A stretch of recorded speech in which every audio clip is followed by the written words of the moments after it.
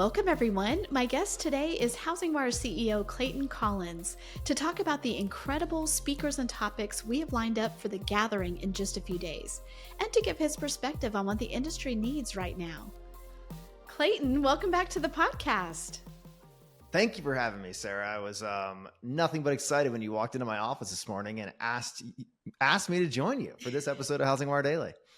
Okay, so we are both, if you're watching us on video, you can see we have like these cool big brick backgrounds. We are in our brand new office on Main Street, downtown Dallas. It's amazing. Yeah, I'm so excited that we're like almost fully up and operational here. This has been a labor of love project, bringing back a building from the early 1900s, maintaining the character of the brick, but making it work for our modern workplace. But it's pretty cool. Today, I think we have 8 people in the office. We'll be fully open after the gathering. So I think we have 24 people next week from HousingWire that'll be out in Colorado Springs for the gathering. And then as soon as we get back to Dallas and our home offices, folks are going to join us back here in the office at HWHQ. And I couldn't be more excited about the collaboration with our team. But we also have a pretty cool space for hosting clients and guests and small speaking engagements and roundtables. So like we hope that this will be more than just an office, but kind of a hub for a lot of the community that we get to engage with digitally and at the gathering. But now we can invite you into our home here at HousingWire HQ. I love that. So if you're in the audience, hit us up. Tell us, hey, we're in Dallas. We want to come by. We want to see the office. We'll go out to lunch or get some coffee or something like that. It's a really cool space.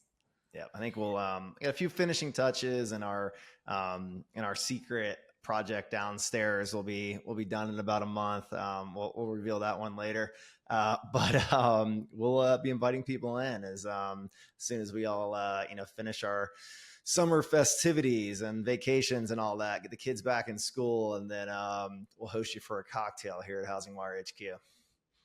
Be amazing. Okay, well, speaking of the gathering, which you mentioned, we are just days away. And this is, I don't even know how to describe how incredible this one's going to be. So, Clayton, let us cast our minds back to when you and I did our first event. And that was a really special event, actually. It was great. But the difference between that and this is pretty amazing. And so the first one was Engage Marketing. So we did an event. If I'm remembering right, it was our first one was at the Renaissance here in Dallas, right? Was that number 1, Sarah? Was it? I thought Charlotte was number 1. No, Charlotte was number 2. Okay. I remember distinctly because we had a few guests and speakers from Movement Mortgage. And that was a year when a hurricane came through North Carolina and hit Charlotte pretty hard. So all of our guests from Movement weren't able to make it. And I remember jokingly saying, well, next year we're bringing it to you. And so we did it in Charlotte in year 2. But yeah, that first year here in Dallas was we're just getting our feet wet on in-person events. We had a couple hundred people come join us in Dallas to talk about mortgage origination marketing. And we had Ryan Serhant come speak. It was a good first event. We had a lot to learn. It took years to learn. And I'd say we really leveled up in the event space when we acquired Real Trends in 2020, and we're able to bring together the gathering of Eagles, which has attracted the top real estate brokerage owners and executives in the brokerage world, with HousingWire Annual, our more mortgage focused event, and brought them together to form the gathering. So we're taking the event back to Colorado Springs this year. Hope everybody that listens to this podcast already knows that, because we've been marketing the heck out of this. And you might already know that, or if you're watching, notice that I have a cleanly shaven face, which means that we have well surpassed 800 registered guests at this point. This is the largest event that we've hosted at HousingWire from an attendee perspective, but I would also say it's the largest event that we've hosted from a stage perspective. So the speakers and the content that we're bringing together, almost any of these sessions could be in a standalone event in itself. And we have 20 of them. It's just wild, like the caliber of conversation and insight that's going to be shared from the stage at the gathering. And I get to host a bunch of them, which I'm kind of excited about. I'm super excited about that. Last year was the first time we brought those two segments together for all things housing, and it worked really well. And I feel like the agenda this year is actually even better in the way that, like, yes, we start out with deal makers and more of the real estate part, but there's more melding in the middle that I feel like would be valuable to anyone to come to. Well, I mean, there's melding in the middle because there's content that matters and appeals to our whole HousingWire audience. And like we have a distinct strategy at HousingWire, and that is covering the entire housing market, the full picture of the housing market for housing professionals. And we do know that there is housing market content around housing economics and supply and demand and regulation and interest rates and forecasts that matter to everybody that listens or to this podcast, reads HousingWire, or attends our events. But and that was like the thesis, that was the business plan. But we also saw early and have seen come to fruition the mortgage and real estate brokerage sides of the industry intertwining more and more. And like I get to lead a session on like that exact topic on Monday of next week. This is one of our big gun sessions. We were pumped to have Varun Krishna, the CEO of Rocket, come back for the second year. I had a chance to interview him on stage last year, and that was a phenomenal conversation. If I'm not mistaken, that was just after he took the CEO job at Rocket and his first big on-stage appearance. And we talked a lot about technology and AI. And he told me that there's going to be a reason, and it's going to be exciting to come back and do this again next year. And so it's not just Varun and I this year. Varun is going to be joined by Jay Bray, CEO of Mr. Cooper, who Rocket has announced that they are acquiring, and also Glenn Kelman, the CEO of Redfin, who Rocket has announced they are acquiring. And so the whole industry has been like talking about and a little bit up in arms about like what is being built over at Rocket. You take one of the largest mortgage lenders, depending on how we're measuring that, and combine it with one of the largest servicers, and then you bring in distribution from a platform, and you have like the listing and leads business that you have at Redfin.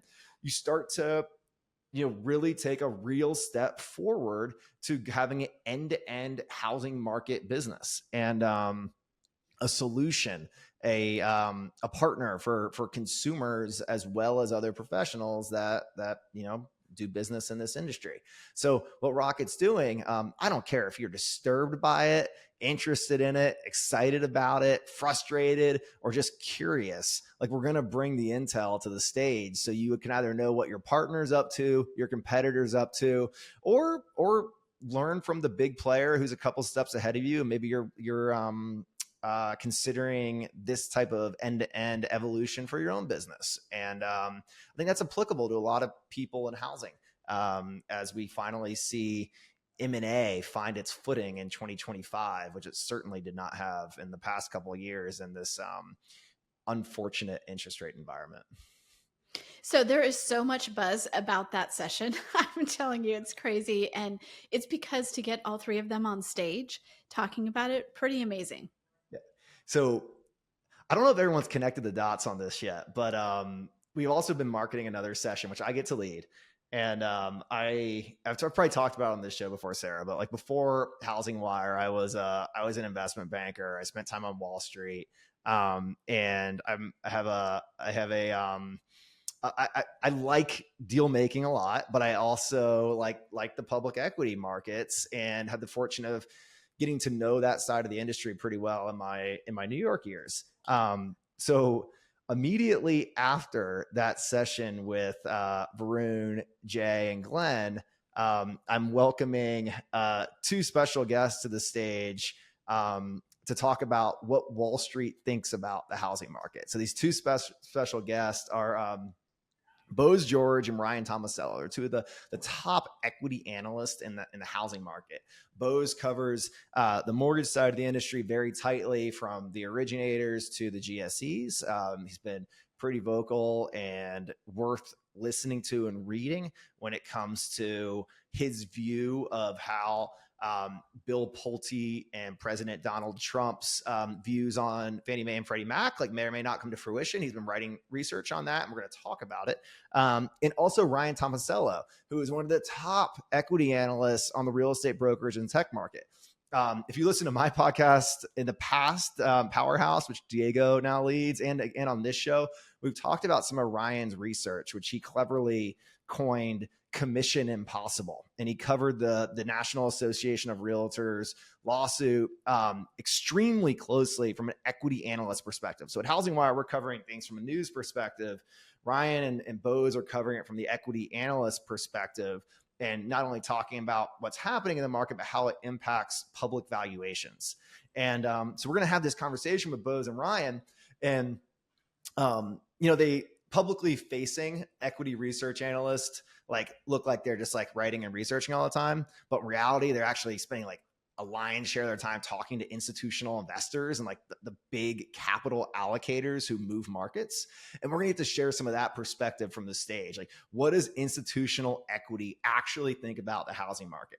Because if anybody has dabbled in or bought public stocks in this industry, or even just watched, public markets have not rewarded mortgage lenders or real estate brokerages in quite a while. So we're going to talk about that. And I think there'll be some unique perspectives now that we actually have a critical mass of publicly traded independent mortgage banks and real estate brokerages, thanks to the SPAC boom of 2021.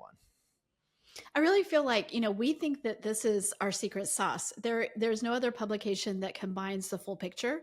And that secret sauce is on display at the gathering, just in those two things that you said. And then there's one later on after you do those two big ones. James Kleiman is going to moderate a session on winning business while the giants get bigger. And he's got Dan Duffy of United Real Estate Group and Joseph Panabianco of the Annie Mac Home Mortgage. So again, a perspective you're not going to get anywhere else on what this means for the industry. I love that we're doing that, because it's great headlines when we have the Rockets and UWMs and Compasses of the world, who will all be on stage on the stage. But a lot of our audience members are owners of businesses, they are executives, but they're mid-size, or they're small to mid-size, and so you can absorb the knowledge from your big competitor, your Varun Krishna. But sometimes you want to hear from your peers. And so we get a chance to bring some of that to the stage too. Hear from your peers about what tactics, strategies are working for them, what risk and dynamics they're paying really close attention to, what they think they can do differently than the big boys can do. And we all know it's really hard to turn a cruise liner. Being nimble and large, or just not always synonymous. And that'll be a topic from stage too. So I'm excited to see what James does with that content, because I know that those two speakers are going to have some interesting things to say. One of the feedback that we get from people is about the format that we do at these. And this has changed quite a bit since you and I first started. When we first started, it was let's have an hour panel. I don't know if you ever liked the panel, but we followed, the format of most conferences. It was an hour panel with 4 people on stage. Now we get right to it. You got 15 minutes, you got 20 minutes at the most. And it is just nonstop, incredible content. And because of that, we can just pack in the speakers. And they get to say stuff because it's just them on stage or 2 people on stage. And I've heard from so many people, they're like, that's fantastic. Everyone who comes is a busy professional, busy running their business, growing their business. They love that format. Yeah, no, formats are tough. I mean, panels make a lot of sense in some event formats because they're easy to plan. You find 4 smart people, put them on stage, let them talk. The challenge is, from my experience, the best content always comes out in the planning call, and you get people on the phone or on Zoom who say fabulously interesting things, and then you get them on stage, and it's dun, dun, dun. Where were those killer punches that you had when we were on Zoom? And then you can take the approach of trying to put people on a panel that in theory or on social media disagree with each other, and oddly enough they get on stage and everybody's best friends and shares the same viewpoint. So yeah, the panels are tough. They're easy to plan. It helps you stack more speakers into an agenda and have a robust speaker list, but I don't know if they serve the audience the best way. Time and a place. We do some panels, but we also bring independent speakers to stage, and speakers that are used to having 45 to 60 minutes and helping them get to 20 and get to the meat of it. We don't we don't do like the long intros and Right. stories, and like, there maybe we lose a little bit of pomp and circumstance in that, but we get to the red meat faster. And that's part of what we care about. It's funny because you and I both go to a lot of conferences, enjoy a lot of different kinds of conferences, but this format spoils me because if I'm sitting there in an hour long panel, I can feel myself being like, Yeah. it feels not tight enough. And the other thing about the gathering, which is unique, is like, yes, it's a 2.5. Including, we're also doing a Women of Influence Summit in partnership with MBA Empower. So on Wednesday. And so like, it's really a 3.5 day event. So it's a long event. And we know people don't want to like sit in a general session room for that much time. So while the event sounds long, we do a really concentrated job at getting the content into like the morning and very like early afternoon hours, and then giving people a chance to get to know each other and do business in the afternoon. So we create scenarios where people can meet, have meetings, work on commercial relationships, M&A transactions, recruiting, whatever their heart desires. We also create scenarios to get active and meet people in a different format. So we have we're partnered with Total Expert on doing a pickleball tournament. We're also hosting a golf tournament, a putt tournament. Like, we get people outside, and that's a cool thing about the Broadmoor in Colorado Springs is like, I'd be so mad if I attended an event and got stuck inside the whole time when I was in that gorgeous location. So like, we actually create opportunities for people to network outside of the conference hall, and that's important for our attendees, our speakers, and our sponsors. Like, give people a chance to get to know each other in a t-shirt or a polo shirt if you're on the golf course.